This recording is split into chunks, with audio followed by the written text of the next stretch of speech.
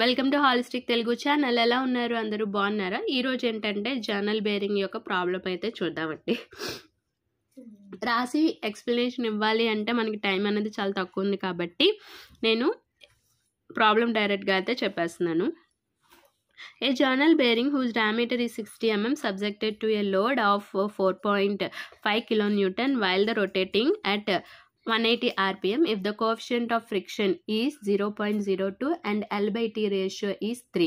Find the bearing pressure, power lost in friction, heat generated. ఈ model అనేది కొంచెం important, ఓకేనా? సో వాడు ఇచ్చిన డేటాని మనం రాసుకుంటాం. Diameter of the journal d equal to capital d equal to ఎంత ఇచ్చాడు? 60 mm. లోడ్ ఎంత ఇచ్చాడు? డబ్ల్యూ అంటే 4.5 కిలో న్యూటన్స్ అంటే 4.5 into 10 cube newtons.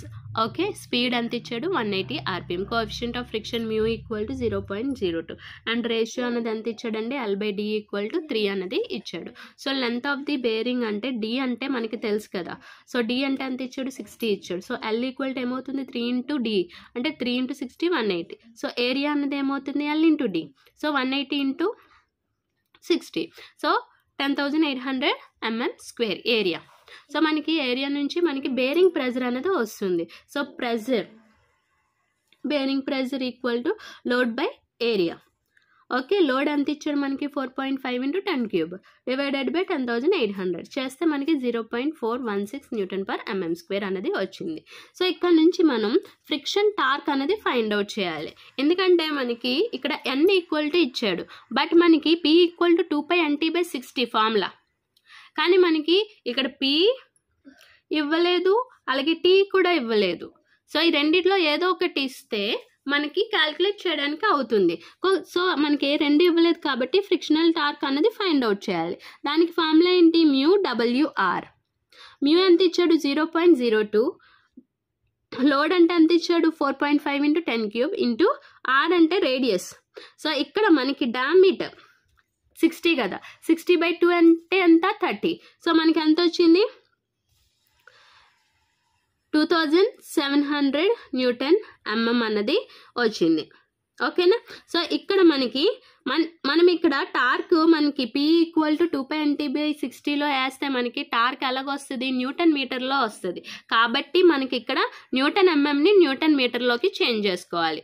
చేంజ్ చేసుకుంటే మనకి ఎంత అవుతుంది? 2.7 న్యూటన్ మీటర్ అన్నది అవుతుంది. So P equal to 2πnt/60. So 2πnt/60 వేస్తే మనకి 50.87 వాట్స్ అనేది వచ్చింది. Heat generated Hg equal to work loss in friction అంటే పవర్ లాస్ ఎంతైతే వస్తుందో అదే వర్క్ లాస్ అనేది అవుతుందంటే 50.87 జౌల్స్ పర్ సెకండ్. ఇక్కడ మళ్ళీ మనం heat generated by the equation అన్నది అంటే హీట్ జనరేటెడ్ అనేది చూడాలి. Hg equal to mu WV. V అంటే ఏంటంటే πdn/60.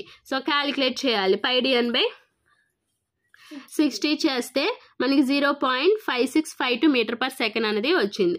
సో దాని నుంచి మనం మళ్ళీ ఈ ఫార్ములాలో వేయాలి. UWV 0.02 ఇంటూ లోడ్ అంటే 4.5 in 10 cube and 0.5652 50.87 joules per second అన్నది వచ్చింది. సో ఇలా మనం మోడల్ అన్నది చేయాలి, okay? So next problem, a journal bearing of diameter 50 mm and length 100 mm is subjected to a bearing load of 7 kilonewtons. The speed of this journal is 900 rpm and coefficient of friction is 0.004. The temperature of lubricant of oil is 75 degrees centigrade and room temperature is 35 degrees centigrade. Find the amount of artificial cooling required. Coefficient of heat dissipated as 0.00167 kilojoules per minute centimeter square per degree centigrade. So మనకి ఇదొక model అనమాట. ఇక్కడ diameter of the bearing d equal to ఎంత ఇచ్చాడండి? 50 mm అనేది ఇచ్చాడు. So length of the అన్నది ఎంత ఇచ్చాడు? 100 mm అనేది ఇచ్చాడు.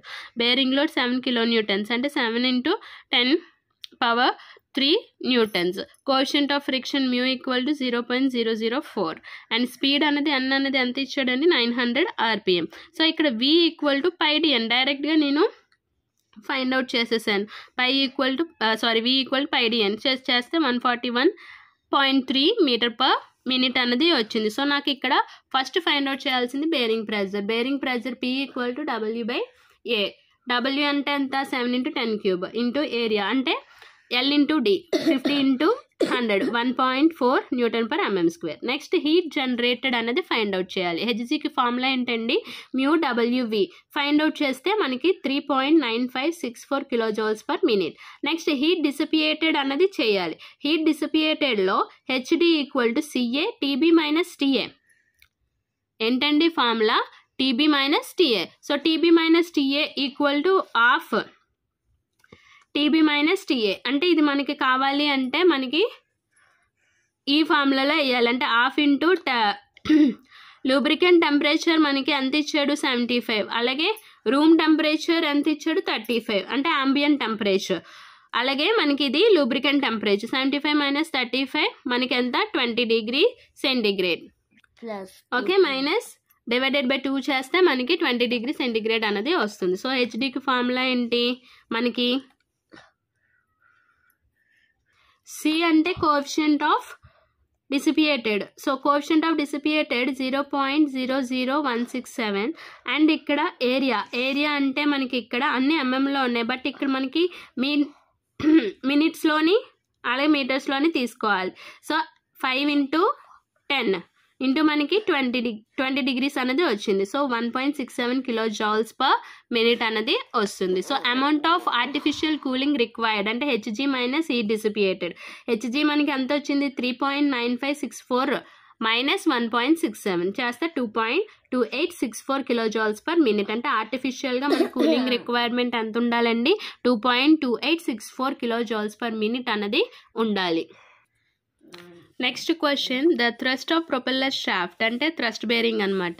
Propeller shaft in a marine is observed by 4 collars and the rubbing surface of these collars have outer diameter 300 rpm and inner diameter is 200 rpm. If the shaft runs at 100 rpm, the bearing pressure being 0.5 Newton per mm square and coefficient of friction 0.03. Determine the power absorbed by the collar. Assume uniform pressure. ఇక్కడ thrust bearing అన్నాడు కాబట్టి మనకి ఇక్కడ కొంచెం procedure అన్నది change అవుతుంది, అలాగే formulas అన్నవి కూడా మనకి చేంజ్ అవుతాయి. సో ఇంట్రడక్షన్ అన్నది మీరు కొంచెం అంటే మన కాలేజ్లో చెప్పే ఉంటారు కదా, మీ కాలేజ్లో ఇలా ఫార్ములాస్ ఉంటాయి ఏంటి అన్నది. సో అది కూడా నోట్స్ అనేది పక్కన పెట్టుకొని మీరు ప్రాక్టీస్ చేస్తే బాగుంటుంది. లేదు అంటే ఇదే ప్రొసీజర్ అంటే ఇచ్చిన డేటాను ప్రకారం మనకి అంటే థ్రస్ట్ బేరింగ్ అంటే మనకి ఈ ఫార్ములాస్ అన్నవి వస్తాయని చెప్పేసి మనకి కొంచెం గుర్తుపెట్టుకున్నా సరిపోతుంది. ఇక్కడ నెంబర్ ఆఫ్ కాలర్స్ అన్నవి ఎంత ఇచ్చాడండి, n = 4. సో అవుటర్ డయామీటర్ ఎంత ఇచ్చాడు 300 అనేది ఇచ్చాడు. సో ఆర్ అన్నది క్యాపిటల్ ఆర్ అనేది ఏమవుతుంది 300 డివైడెడ్ బై 2 150. అలాగే ఇన్నర్ డయామీటర్ ఎంత ఇచ్చాడండి 200. So small r equal 200 by 200 mm. So speed of the shaft n equal to 100 rpm అనేది ఇచ్చాడు. బేరింగ్ ప్రెజర్ ఇక్కడ డైరెక్ట్గా ఇచ్చేసాడు 0.5 Newton per mm square. Coefficient of friction mu equal to 0.03 అనేది ఇచ్చాడు. సో ఇక్కడ మనం లోడ్ అనేది ఫైండ్ అవుట్ చేయాలి. యాక్చువల్గా మనకి PB equal to W by area కదా. సో ఇక్కడ మనకి డబ్ల్యూ అన్నది కావాలి అనుకున్నప్పుడు n into PB into pi into bracket open r² minus r² అంటే big r² minus r². 4 n అంటే ఎంత ఇచ్చాడు 4, పీబీ అంటే ఎంత వచ్చింది 0.5 ఇంటూ పై 150² మైనస్ 100² చేస్తే డబ్ల్యూ ఎంత వచ్చిందండి 78,500 న్యూటన్స్ అనేది వచ్చింది. సో ఫ్రిక్షనల్ టార్క్ అనేది ఫైండ్ అవుట్ చేయాలి. సో ఫ్రిక్షనల్ టార్క్ అనేది ఫైండ్ అవుట్ చేసి ఫార్ములా ఏంటంటే 2/3 mu W r³ minus small r³ by r², capital r² minus r². So calculate చేస్తే మనకి 298.3 న్యూటన్ మీటర్లోకి మనం తీసుకోవాలి. ఎందుకంటే పి అనేది మనకి వాట్స్లోనే చూసుకుంటాం కాబట్టి 2π×10⁻60. సో ఇలాగా మనం ఈ థ్రస్ట్ బేరింగ్కి మనం చూస్తాం. ఇంకో థ్రస్ట్ బేరింగ్ మోడల్ అన్నది చూద్దామండి. ఎందుకంటే ఈ ఫార్ములాస్ని బట్టే మనకి మారుతుంది. ఒకవేళ దీంట్లో నుంచే మనకి డబ్ల్యూ ఇచ్చేసాడు, డబ్ల్యూ ఇచ్చేసి n అన్నది ఫైండ్ అవుట్ చేయమన్నాడు. ఓకే, డబ్ల్యూ ఇచ్చేసి n ఫైండ్ అవుట్ చేయమంటే మనకి నెంబర్ ఆఫ్ కాలర్స్ అనేసరికి ఫార్ములా ఏమవుతుంది WPB ఇంటూ పై క్యాపిటల్ R² మైనస్ స్మాల్ r² అన్నది అవుతుంది. ఇదంతా ఇచ్చిన డేటా ప్రకారమే ఉంటుంది. అంటే డబ్ల్యూ ఇచ్చేసాడు, మ్యూ ఇచ్చేసాడు, ఆర్ ఇచ్చేసాడు, క్యాపిటల్ R అలాగే పీబీ అన్నది కూడా ఇచ్చేసాడు. సో దీని ప్రకారం మనం చూసుకోవాలి. ఒకసారి మనం ప్రాబ్లం చూద్దాం. An axial thrust on a collar bearing 50 kilonewtons, coefficient of friction between the constant surfaces is 0.06 and diameter of the shaft 150 mm and outside diameter is 200 mm. Determine the minimum number of collars required. Bearing pressure is 0.55 Newton per mm square. Okay, power lost due to friction. So power lost అన్నది కూడా మనం rotates 10 RPS అన్నది ఇచ్చాడు. Assume the uniform pressure. So ఇచ్చిన డేటాని మనం రాసుకుంటాం. Number of collars అన్నవి ఫైండ్ అవుట్ చేయాలి. ఎక్కడ ఫస్ట్ది పీబీ ఎంత ఇచ్చాడండి మనకి 0.55 newton per mm square. So అలాగా మనం n = W/PB pi R square minus small r square అంటే 6.67 కాలర్స్ అన్నవి వచ్చాయి. So power loss due to friction. So power loss due to friction అంటే frictional torque T = 2/3 μW r³ minus r³ r square minus r square చేస్తాం. Calculate చేస్తే మనకి 264.286 newton metre.